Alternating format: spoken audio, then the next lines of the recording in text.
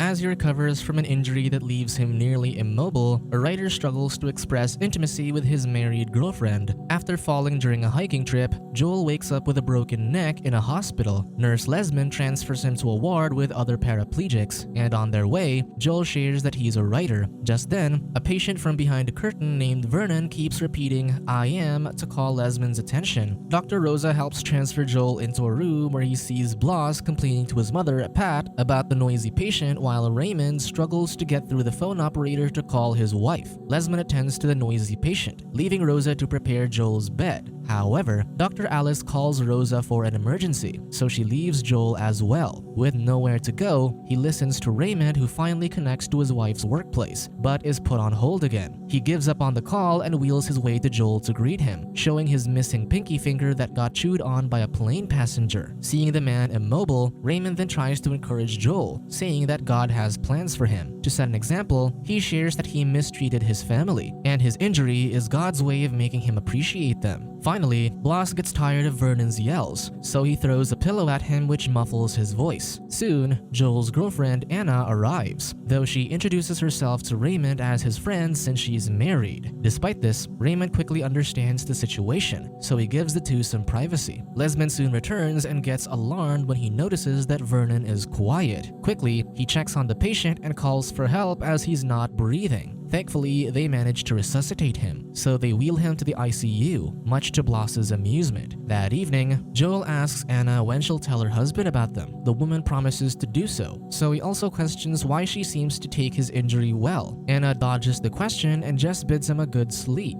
After leaving the hospital, however, she finally tears up, having held her anguish all afternoon. The next day, Joel speaks to the therapist about his experience, admitting that he's not as depressed about his injury as he expected. He thinks this is because of Anna's support, even defending that he doesn't need his legs to write. During lunch on another day, another patient, Victor, asks Lesman to change the channel to a kung fu show, but Bloss wants to watch football. They all take a vote and it comes down to Joel, who insists that he doesn't watch TV. Bloss wheels to Joel, saying men like them should stick together against their colored companions. However, Joel reveals that his last name is Garcia, earning chuckles from everyone as Bloss realizes that he's not like him. With this, Lesman flips a coin and Bloss loses. Alice walks in just as Vernon starts exclaiming the same words, announcing that he's in the nearby private ward. This further angers Bloss. Later that day, Joel gets hoisted into his wheelchair for the first time, though he passes out from dizziness. When he wakes up, he finds himself already on the chair while the nurses lift his legs to adjust his blood pressure. Soon, he starts practicing with a wheelchair but gets tired quickly. Anna arrives down the hallway, and seeing her pushes him to move forward. As days pass, Bloss and Raymond race with their wheelchairs outside, which the latter wins. Eventually, Lesman cleans Joel's halo just as Vernon yells for him again. Joel asks what happened to him, so the nurse explains that he had brain damage, so his vocabulary became limited. Soon enough, Vernon yells louder, so Lesman hurries to check on him. While he's away, Raymond entertains Joel, sharing stories like how he lost his missing pinky finger after being cut by a crazy woman. Joel reminds him that he previously said it was chewed off, but Raymond dismisses this and just tells him that women are soul stealers, especially Anna, so he should give her up. Raymond then compares Anna to a dancer he used to be with, Annabelle. Overhearing this, Bloss thinks he is lying, betting that Annabelle doesn't even exist. In retaliation, Raymond taunts him about the money Bloss claims he'll make by suing the man who ran him over, betting that it won't even pan out. With that, the two men bet if Bloss will get his payout and if Raymond's dancer girlfriend exists. On another day, Anna arrives with a laptop and a copy of Joel's new book, though the author isn't happy with the cover. He then tries typing on the laptop, but uses this to ask Anna about her activities with her husband. The woman tries to dodge the topic again, but he urges her to type her answer to his questions, so Anna begrudgingly does so. That night, Joel repeatedly reads their conversation on his computer, where the frustrated Anna insisted that leaving David wasn't easy since she still loved him. With that, Joel demanded that she make up her mind. On another day, Joel and the other patients attend a therapy session about recovering their vitality in bed. This has Joel reconsidering his approach to his lover, so he later types a letter to her to apologize about his behavior. Given his injury, he realizes that this isn't the time to rush their relationship, so he's decided to simply enjoy what they can. Since their fight, Anna hasn't visited Joel, so he shares about his days without her. On one occasion, the hospital took them to a football game, and on the way, they passed by a club where Raymond claimed Annabelle worked. He then ends his letter with hope that Anna will visit again soon. Days later, Raymond shows Bloss that he got the keys to the hospital van, so he invites him to see Annabelle. However, Bloss's friends arrive with alcoholic drinks. The rowdy group annoys Raymond, so he leaves to meet his family who's finally visiting him. In the lobby, Raymond meets his wife Rachel and daughter Starletta. However, his wife remains cold with him, so the patient takes them to the cafeteria to have a snack.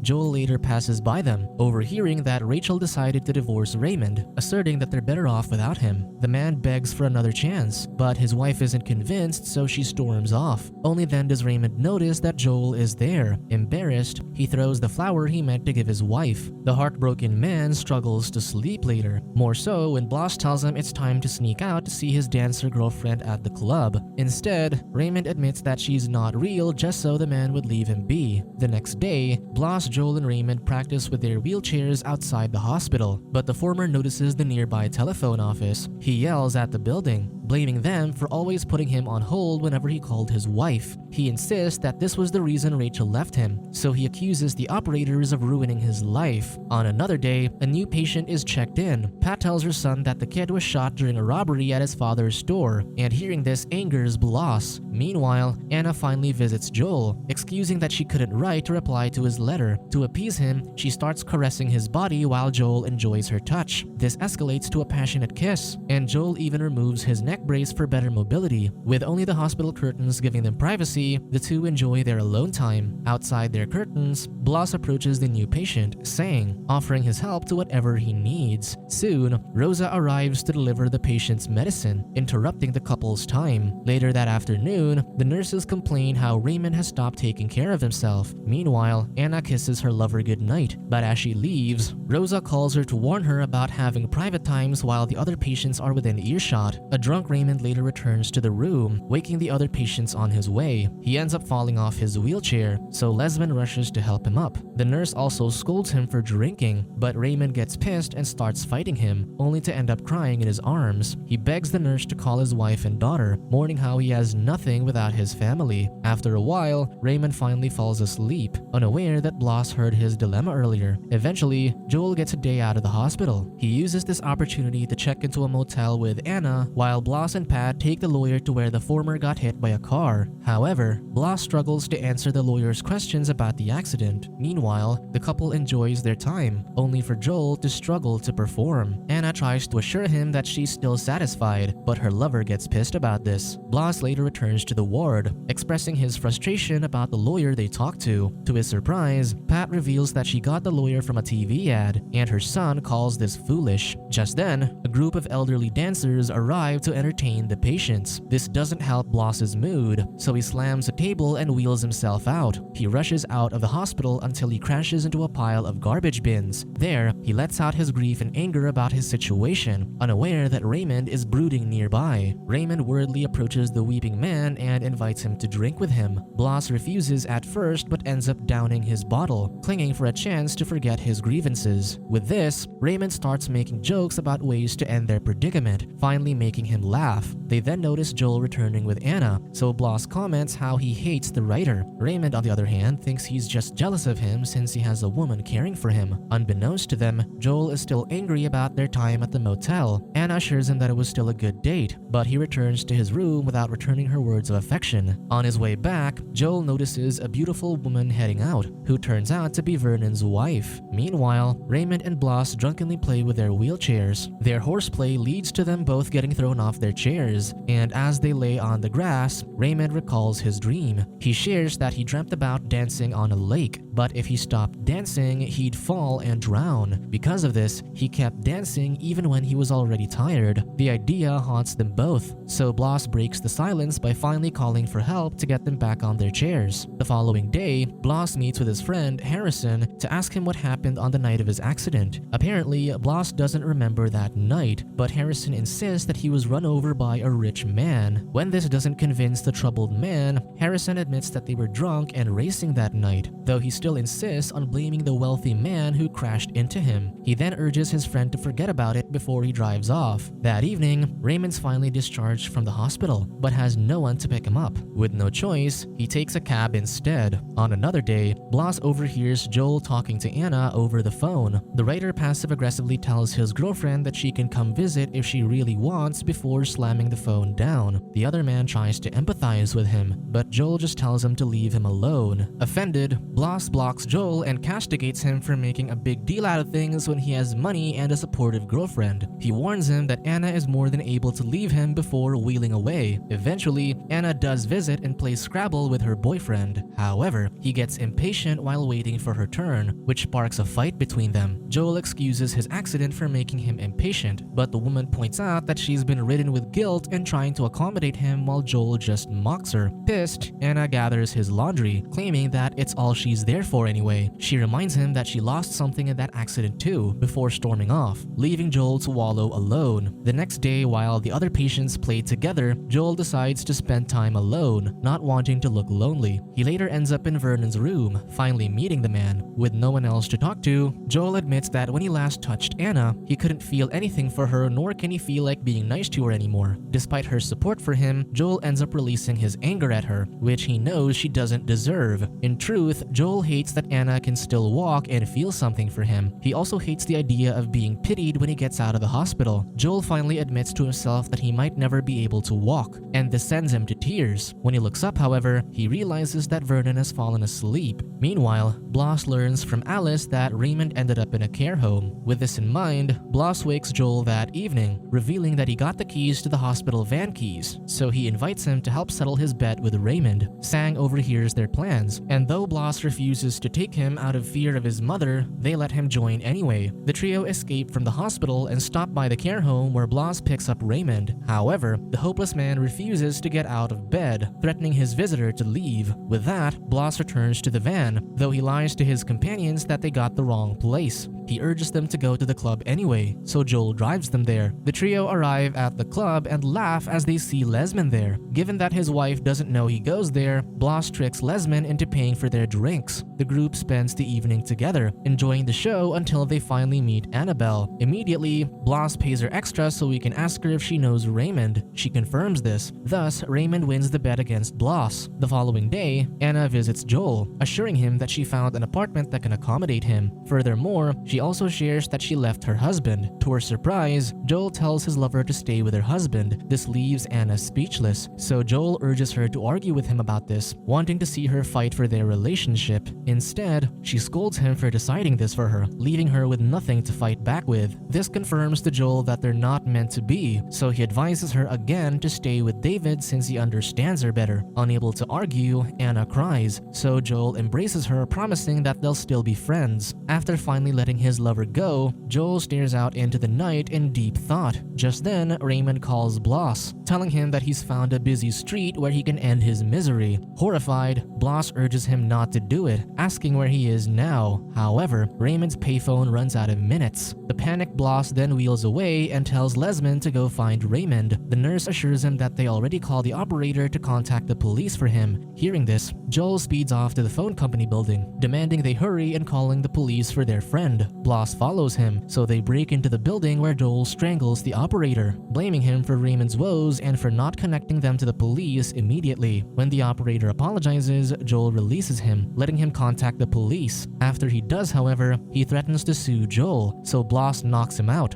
Soon, the police arrive at the building, though given that his attackers were patients, the authorities urge the operator to drop the charges against them. Lesman also assures the duo that Raymond was found, having fallen asleep on his chair before he can enact his plan. Eventually, Bloss packs up his things as he's been discharged. Rosa tells him that Raymond has been checked into the hospital again, so he visits the man. He uses the chance to pay him for their bet, admitting that he met Annabelle. He also checks in on his friend, so Raymond shares that he still lives in the care home but has to get surgery due to his drinking. Still, he admits that it's not so bad, especially when he has a cute nurse watching over him. Glad to see him having hope, Bloss says his goodbyes and even invites the man to see Annabelle together one day. Joel is also discharged from the hospital with Rosa helping him with his belongings. She asks about Anna, and he shares that they're just friends now. The doctor then hints that she might be interested in him before sending him away. Just as Anna arrives to pick him up, Blas and Pat also exit the hospital, letting them say goodbye to the writer. Finally, Anna takes her friend from the hospital to let him get started on the new chapter of his life. Subscribe to watch more videos like this, turn on notifications and leave a like to help the channel out. Thank you for watching.